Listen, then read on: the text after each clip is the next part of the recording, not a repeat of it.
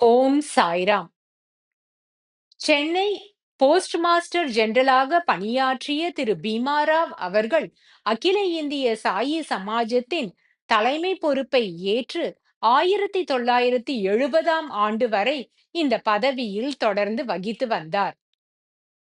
கோயம்புத்தூரைச் சேர்ந்த திரு ஏ.வி.கே. சாரி என்பவர் 1941ஆம் ஆண்டு பூஜ்ய ஸ்ரீ நரசிம்ம சுவாமிஜியை சந்திக்கும் வரை ஒரு அரசியல் தலைவராகவே இருந்தார். அதன் பிறகு அவர் நரசிம்ம சுவாமிஜிக்கு கோயம்புத்தூரில் பேருதவியாக இருந்தார். சாயி இயக்கத்திற்கு ஒரு வலுவான அடித்தளம் கோயம்புத்தூரில் அமைவதற்கு இவர் பேருதவி புரிந்தார்.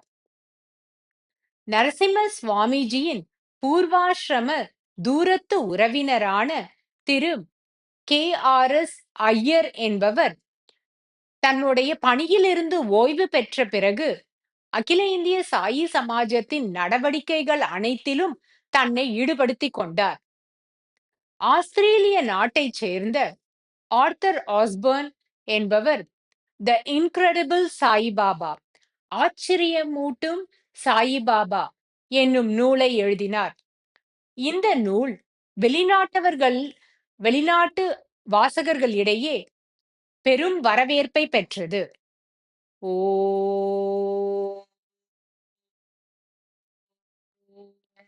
சாய்ராம்.